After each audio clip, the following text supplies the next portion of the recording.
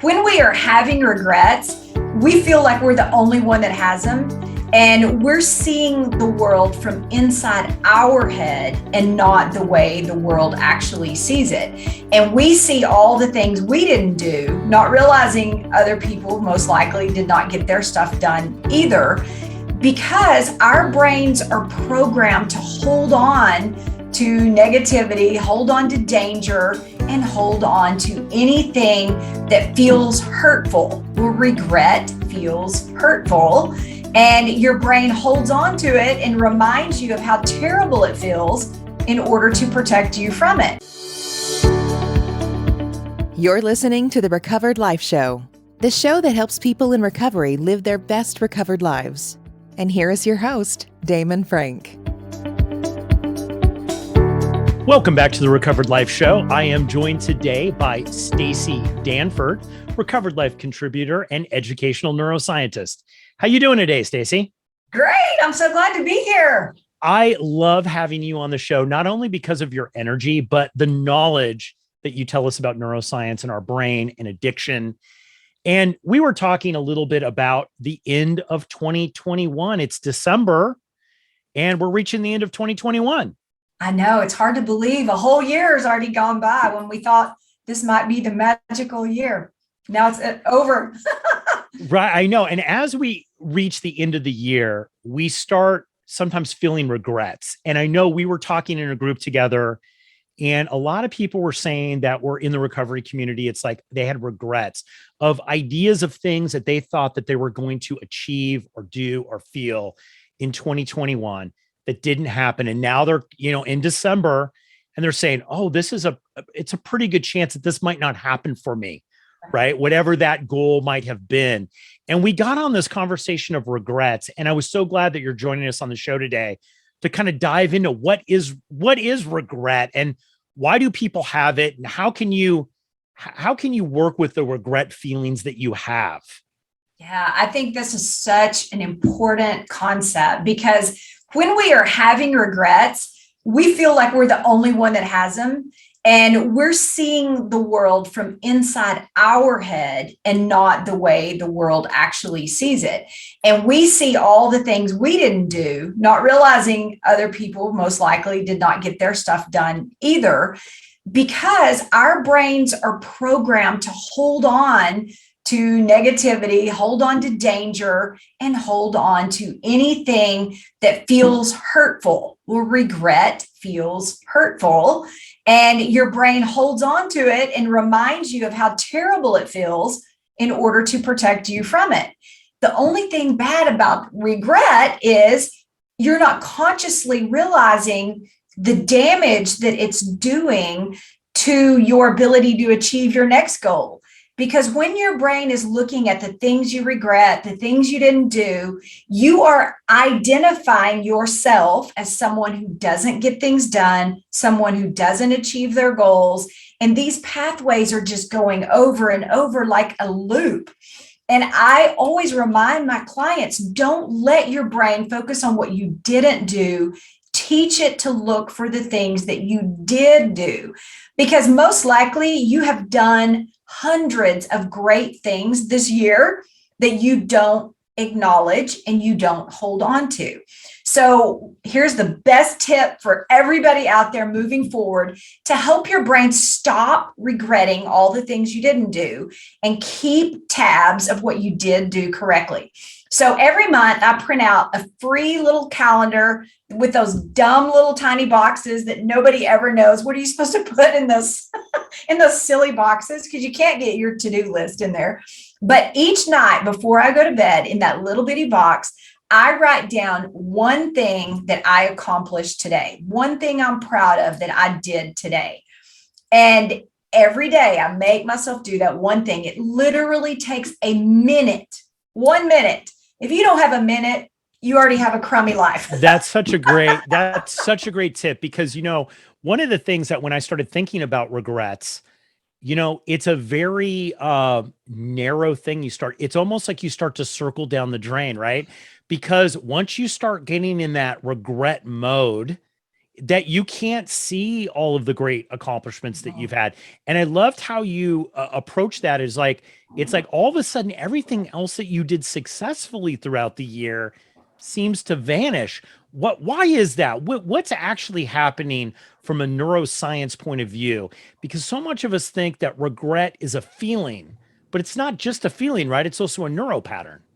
Oh, it's not. It's regret is really a sign for you to acknowledge what did not happen well. Just like, oh my gosh, I didn't eat well and I got sick. Or, oh my gosh, I ate popcorn and I got, an upset stomach. Oh, popcorn makes me sick. Your brain loves to hold on to the things that don't work well as a means of protecting you. Like, oh, if I drove fast every week, there's always a cop at the end of my road, I'll get a ticket. Our brain loves to understand cause and effect. And regret is one of those tricky things that makes us feel like it's helping us notice all the things that did not go well. But if we will learn to push our brain out of that and start looking at the things we do well, which our brain doesn't hold on to.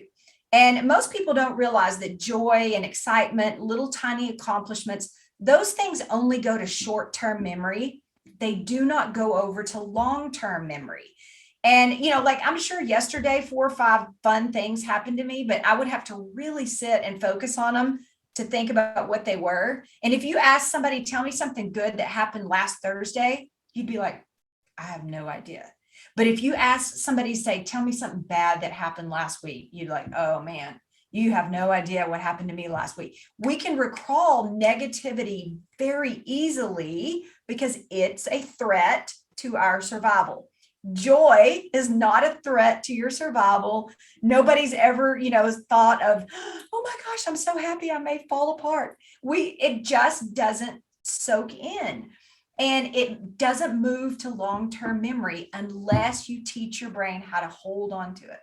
This makes a lot of sense because, in the recovery world, with people that are recovering, especially from drug and alcohol abuse, right? Obviously, there's regrets there when people get sober, right? So they're thinking back on things that maybe they could have done differently. And I've noticed that when people get in, I'm just going to call it the regret mode, right? They get to a place where it's easier for them to relapse or to act out in what we would call like a stacked addiction that you talk about, right? How does that work when you get into that regret mode? It almost brings back all of these memories of past regrets and things that you didn't do right. Yes, it's like a snowball effect. That's what we call it. And this, everybody starts off with a little tiny snowball, but if you roll it long enough, you can build a snowman and you'll have, a huge snowman. Same thing happens with our thoughts. They start off as one little negative thought, and then they just keep rolling and they get the snowball effect. And then the thing that you regretted today turns into what you regretted from last week, turns into last year, turns into last decade, turns into, oh my gosh, I'm just a failure as a human being. And especially in the world of recovery, because there is a lot of pain behind us and your brain cannot see clearly what's yet to be in front of you. And if you do not force your brain to be intentional, it will always be automatic. And automatic is going to be negative. It's going to be keeping you alive. And it's going to be the pathways you've used the most, which are most likely the ones that were not the most beneficial. When you get in that regret space, and we were talking about how you then almost do more things that you will regret, it's very weird. And so what you're saying that is the feeling. How do you, when you start to feel this and you start to identify, wow, that kind of feels like regret. And I know you use a wheel, right? Yes. About what you're feeling, because I think especially in early recovery, when people talk about feelings, it's hard because you don't really know what you're feeling in early recovery. All the feelings are kind of meshed up. Yeah. But when you do isolate that you are having this regret feeling, what are some of the actions to take not to go down that slippery slope? I think it's so important I think everybody needs an emotion wheel because there are actually hundreds and hundreds of emotions.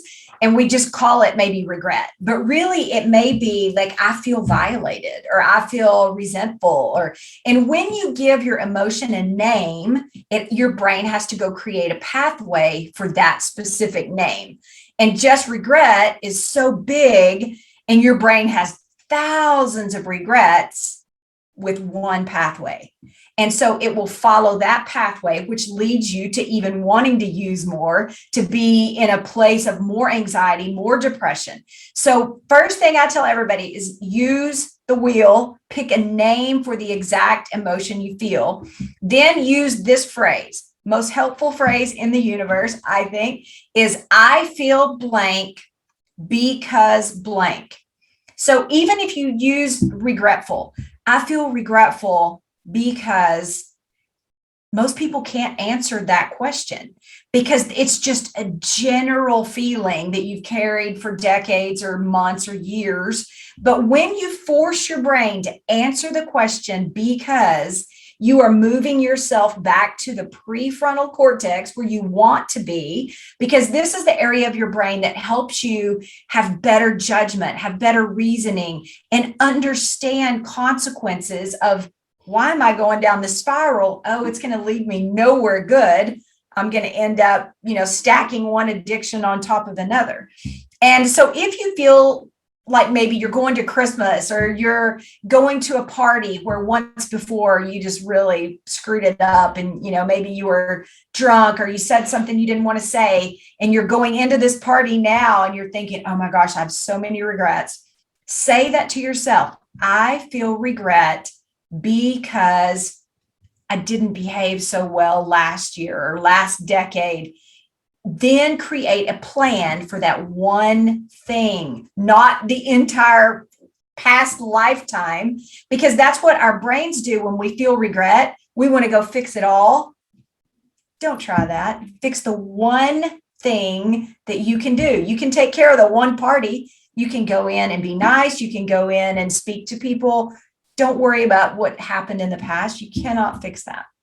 Yeah. And I think that's so helpful because even sometimes that exercise of filling in the blanks of that sentence you had, sometimes even in the middle of that, I found and using that, because you've given that to me, using that process, sometimes I'm like, wait, this isn't even regret at all. I never really wanted that. I never really wanted that to happen. This is a misplaced emotion, right? This isn't even regret. And it's kind of funny. And, you move on. Yes. And people just, that one word, remember, has 1,000 feelers, but one giant pathway, which leads you to destruction. And when you call it for what it is, I feel blank because blank. And a lot of people have been calling me lately and saying, I feel so guilty that I gained weight during COVID. And I feel so much regret. I didn't work out. And okay, why? Because and so many of them could not answer that question. But then when they finally did, it was because it's going to take me so long to get back in shape, or because I'm going to have to go buy new pants. Okay, well, is it possible to buy new pants? Yes. I actually spent 3 days being mad about that. All I got to do is go buy new pants. Or if I feel so much regret because I got out of shape, it's going to be hard to get back in it. Well, have you ever done anything hard before? Yes. How do you do that? You break it down into little steps. So really, it's so much easier when you feel that out. Your brain has to focus on, oh yeah, that's not really that big a deal at all. I had made it into a monster and it really wasn't a monster after all. What I love about your approach with addiction treatment and just coaching people is the clarity. And I think that's what neuroscience really brings. Is it really narrows down a clarity and makes it a little less personal sometimes. Right. Because I find that in my own recovery, I'm incredibly unrealistic about my self capabilities and my time and other people's time and what other people can do. Right. When I look back, I kind of laugh. I'm like, a lot of these things that I either get a resentment over or I feel regret over, or any kind of, I would say like extreme emotion that holds on there for a while. I look back and it's kind of funny because I'm very unrealistic. I really just sometimes don't see things clearly, right? And I love that neuroscience and the process and how you work with people, you're bringing them to really kind of it's almost a dead end of the road because you said a one path, right? It's like instead of walking down all these different paths simultaneously and really ending up confused, you're saying like pick that one thing and go all the way through. Get on it. Yes. And I think that is really the trick is staying focused, stay intentional about what you're doing. You're moving forward every day. Maybe the step is only 1 inch big, but you're still taking a step. And if you will keep focused on the area that you're going, which is recovery, your brain is like, oh, I did take a step toward that today. And that's why that little calendar method is so important, because at the end of each month, at the end of each week, you can physically see what you did. Like, wow, I did 30 things this month, moving myself toward the goal of lifetime of recovery. And when you see physical facts, your brain holds on to facts, and facts can alter your belief bias.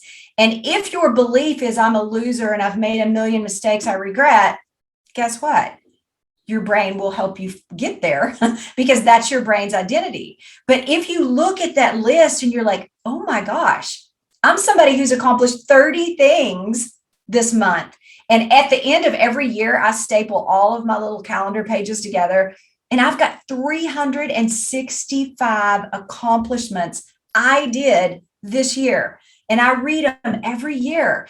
And I now know there's nothing I can't do if I break it down one single step at a time. That's so great that you do that review. And, I do something very similar. I use 3x5 cards. Anybody who knows me, I'm a 3x5 card junkie. I have stacks of them and I carry around, especially when I'm feeling maybe confused or a little overloaded or a lot's going on in my life. And I pull them off. And when I do it, I make a big deal out of it. And I cross that and I would throw it in this big clear jar in a place that I could see it. And I would walk by that place a lot. And I would say, hey, look at all the stuff I'm getting done. And I do different colors with them. So it's kind of like a little Christmas tree, if you will, right? But that celebration, I love what you're talking about with that celebration is like, hey, celebrate yourself a little bit. Because, I find that with people in recovery, they get stuck. And, Staci, I want to ask you this $1 million question because, just to pick your brain on this, because I know a lot of people get stuck and they're looking back on 2021 and they're saying, hey, 2020 was horrible for me.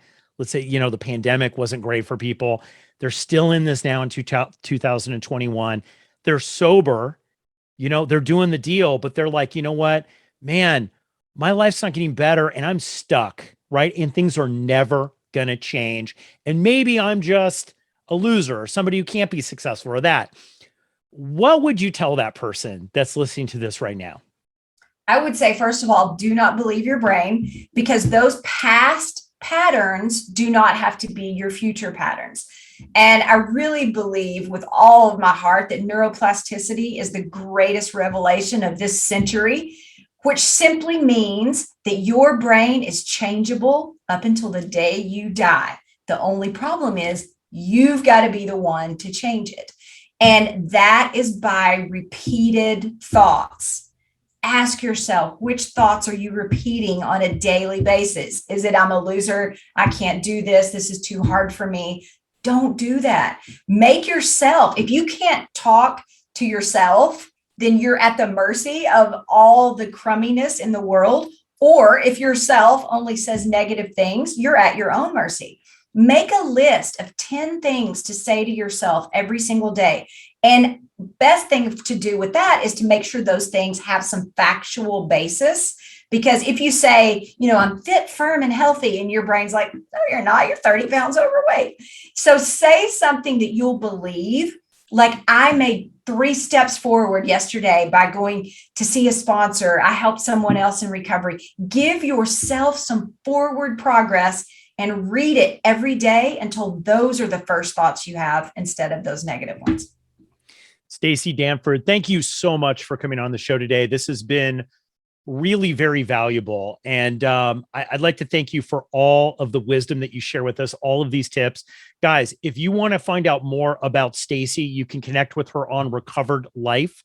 And she posts a lot of stuff there about recovery and addiction and neuroscience and how to get out of it. So, Staci, thank you so much for coming on the show.